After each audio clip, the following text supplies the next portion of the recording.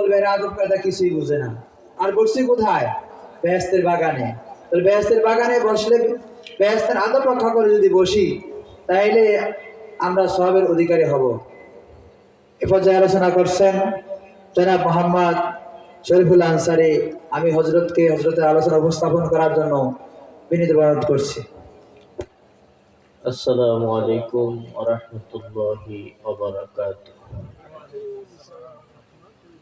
আপনারা কি আমার সাথে রাগ করছেন? তাহলে সালামের জবাব তো 100 তে 100 হলো না। বাহিরের লোক মনে করবে হুজুর একাই আছে।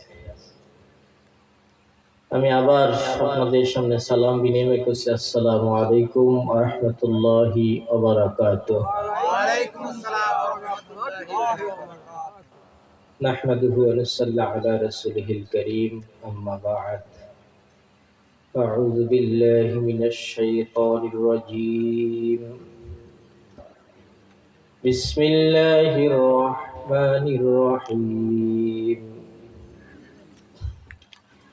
إنما المؤمنون الذين إذا ذكر الله وجلت قلوبهم وإذا تليت عليهم آياته زادتهم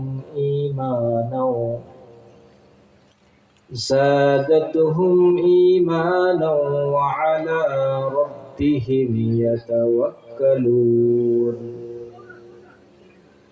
الذين يقيمون الصلاة ومما رزقناهم ينفقون. أولئك هم المؤمنون حقا، لهم درجات عند ربهم ومغفرة ورزق كريم. صدق الله العظيم وصدق رسوله الكريم. আলহামদুলিল্লাহ, আল্লাহ তাবারক ওয়া তাআলার দরবারে লাখ কোটি শুকর এবং সুজুদ আদায় করি যে মহান ইজ্জত আল্লাহ তাবারক ওয়া তাআলা আমাকে আপনাকে মাহে রমজান মাসের পর আমরা আল্লাহ নবী করিম সাল্লাল্লাহু আলাইহি ওয়াসাল্লামের হাদিস অনুযায়ী ঈদগাহ থেকে যারা মাহে রমজান মাসে রোজা রেখে মাহফিল ময়দান পর্যন্ত আসতে পেরেছি, তিনি আসার তৌফিক দান করলেন।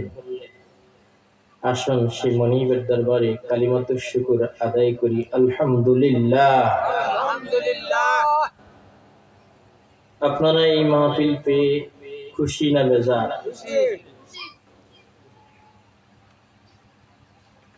কেমন খুশি বলেন দেখি? অনেক খুশি, তাই না? এজন্য আমি এই এলাকার পুকুরের মাছ খেয়ে, এই এলাকার গাভীর দুধ খেয়ে, কোরআন হাদিস যতটুকু আল্লাহ পাক দান করছেন তার আলোকে আপনাদেরকে আলো দেওয়ার জন্য চেষ্টা করব, যেন উভয়কে আমল করে জান্নাতের মাকাম আল্লাহ পাক দান করে। সকলে বলি আমিন। যেই মুসল্লিরা আমার পিছনে নামাজ পড়েছেন অধিকাংশই আজ দুনিয়ার জমিনে নাই। এজন্য আসুন আমরা তাদের জন্য একটু দোয়া করে নেই, কারণ তাদের রুহানি ফয়েজ আমার প্রয়োজন আছে। যেই নানারা নাতির আদর স্নেহ করে আমাকে আলগিয়ে রাখতেন, আজকে তারা নাই, কিন্তু তাদের উত্তরসূরিরা স্মরণ করেছে। এজন্যই, যেহেতু তাদের সাথে আমার সাথে ইমানি কোরআনি একটা সম্পর্ক রয়েছে, তাই না? এজন্য আসুন আর মালিকের দরবারে তাদের জন্য একটু দোয়া করে নেই। আলহামদুলিল্লাহ রাব্বিল আলামিন। ربنا ظلمنا أنفسنا وإن لم تغفر لنا وترحمنا لنكونن من الخاسرين.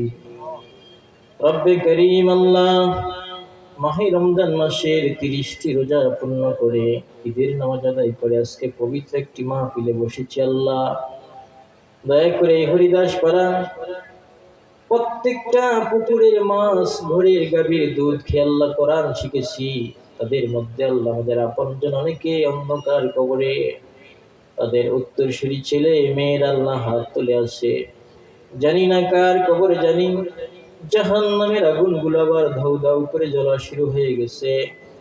এ আল্লাহ তাদের ছেলে হিসাবে, তাদের মেয়ে হিসাবে অনেকে হাত তুলেছে। আল্লাহ এ আল্লাহ বাপ যদি চুরি করে বেঁধে দেয়, আল্লাহ সন্তান যখন গিয়ে বলে আমার বাবাকে মাফ করে দাও, প্রতিবেশীরা বলে বাপ চুরি করেছে, অন্যায় করেছে, ছেলে ক্ষমা চাওয়ার জন্য আসছে, তাদের বড় মায়া হয়ে যায়, বাপকে ক্ষমা করে দেয়।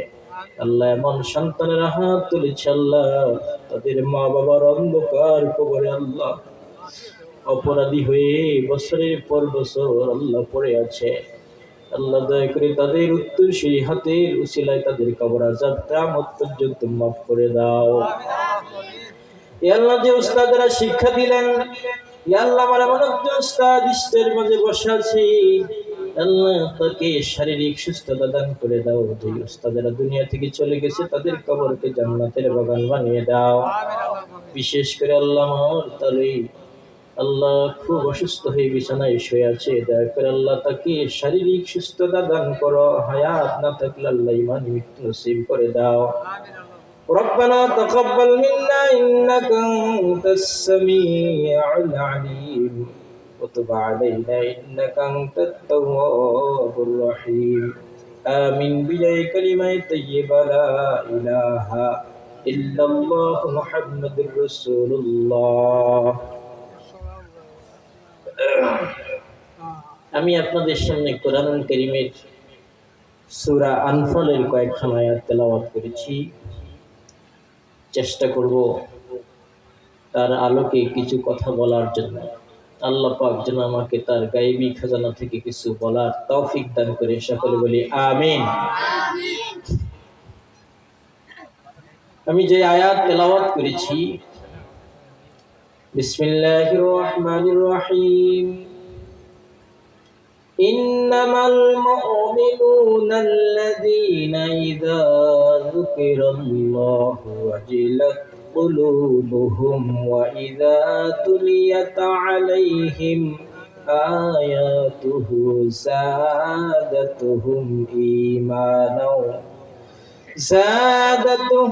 إيمانا وعلى ربهم يتوكلون الذين يقيمون الصلاة ومما رزقناهم ينفقون أولئك هم المؤمنون حقا لهم درجات عند ربهم ومغفرة ورزق كريم। আল্লাহ তাবারক ওয়া তাআলা বলেন, আল্লাহর ভাষায় মুমিন হলো তারা যাদের এই আয়াতের মধ্যে 5টা গুণের কথা বর্ণনা করছেন। কয়টা গুণ? 5টা গুণ। যারা মুমিন, আল্লাহর ভাষায় এই গুণগুলা যাদের মধ্যে, তাদের 5টা গুণের কারণে আল্লাহ পাক পুরস্কার দিবেন। কয়টা? 3টা। কয়টা? রব্বে কারীম বলেন, লাহুম দারাজাতুন ইনদা রাব্বিহিম, 5 গুণে অধিকারী যারা, তাদের প্রথম নম্বর পুরস্কার হলো মহান রব্বুল আলামিন তার পাশে একটা চেয়ার বানিয়ে দিবেন। আরশের নিচে স্থান করে একটা চেয়ার বানিয়ে আল্লাহর পাশে তাকে বসিয়ে সুমর্যাদাবান করে দিবেন। 1 নাম্বার পুরস্কার। এখন প্রশ্ন হচ্ছে, আল্লাহর পাশে আপনি চেয়ার দিয়ে বসবেন, আল্লাহ যেই চেয়ারে বসবেন এই চেয়ারটার কথা কোরআনুল কারীমে আছে কি নাই? কতটুক বড়? এই প্যান্ডেলের মতো, নাকি হরিদাস পাড়ার মতো, নাকি বাংলাদেশের মতো? নাকি ইটালির মতো? আল্লাহ কোরআনুল কারীমে ইরশাদ করেন, আপনারা সবাই অধিকাংশ লোক পারেন বিসমিল্লাহির রহমানির রহিম। ওয়াসিআ কুরসিয়ুহুস সামাওয়াতি ওয়াল আরদ। আয়াতুল কুরসির মধ্যে আল্লাহ বলেন, আল্লাহ যেই সিংহাসনে বসে সেদিন মানুষের বিচার করবেন, ওই সিংহাসন চেয়ারের যে নিচের জায়গাটা লাগবে, এই যে সোফাটাতে আমি বসেছি এটার নিচে একটা জায়গা আছে কিনা? আল্লাহ পাক বলেন ওয়াসিআ মানে প্রশস্ত, কুরসিউন মানে চেয়ার। আল্লাহ পাক বলেন আল্লাহ যে চেয়ারে বসে মানুষের হিসাব করবেন ওই চেয়ারটা হলো, আল্লাহ পাক বলেন ওয়াসিআ কুরসিয়ুহুস সামাওয়াতি ওয়াল আরদ। আকাশ আর জমিন দুটোটা একত্রিত করলে যতটুকু জায়গা হবে, আল্লাহ যেই সিংহাসনে বসে মানুষের হিসাব করবেন ওই সিংহাসনের নিচের জায়গাটা হবে ততটুকু। চিৎকার করে বলি সুবহানাল্লাহ। আল্লাহর চেয়ারের জায়গাটা যদি এতটুকু হয়, तमाम পৃথিবীর সৃষ্টিকুল মানুষ আর ইনসান যেখানে দাঁড়াবে সেই জায়গাটা কতটুকু হবে, এই আমাদের ছোট্ট মেমোরি দিকে চিন্তা করা যায়? আল্লাহ বলেন তোমাকে আমি ওই চেয়ারের পাশে একটা চেয়ার দিয়া তোমাকে আমার পাশে বসে মাছের কলিজা দিয়া জান্নাতি শরবত দিয়া মেহমানদারি করব। এই পুরস্কারটা দিবেন 5টা গুণ অর্জন করতে পারলে। এজন্য আল্লাহ রাব্বুল আলামিনের কাছে আমরা প্রার্থনা করে চাইতে হবে কি হবে না? এজন্য শিল্পী বলেন মালিক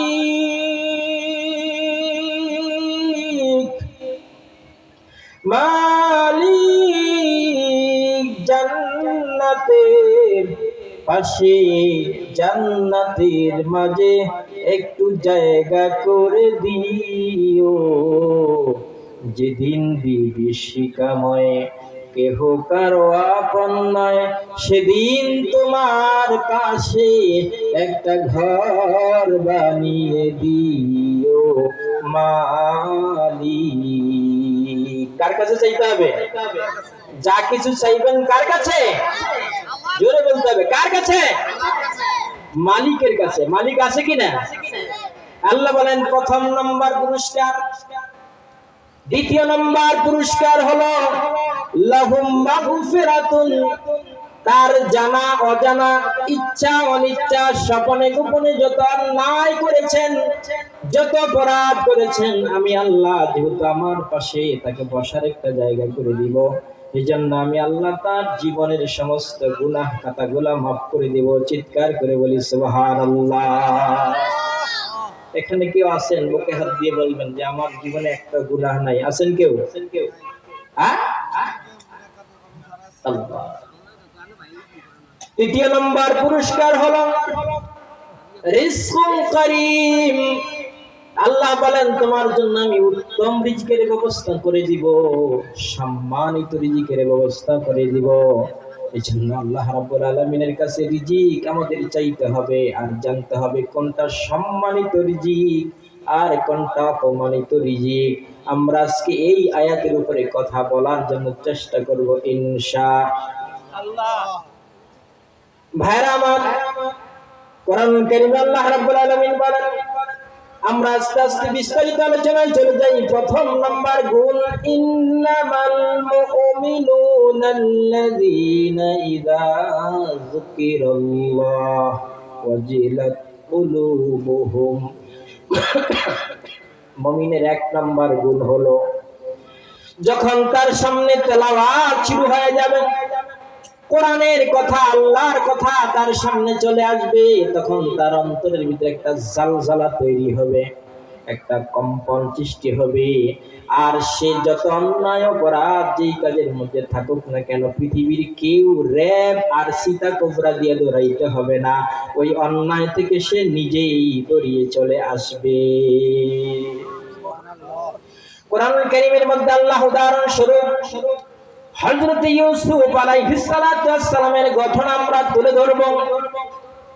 ইউসুফ আলাইহিস সালাম জুলেখার সাথে যখন সম্পর্ক লুকিয়ে তিনি পড়েন নাই, বরং জুলেখা তার প্রেমে পাগল হয়ে 11টা দরজা বন্ধ করে তাকে তার দিকে আকর্ষণ করার জন্য রুমের ভিতরে যত রকমের সিস্টেম আছে, উলঙ্গ ছবি আছে, সব তুলে ধরলেন আর তাকে আনার জন্য চেষ্টা করলেন।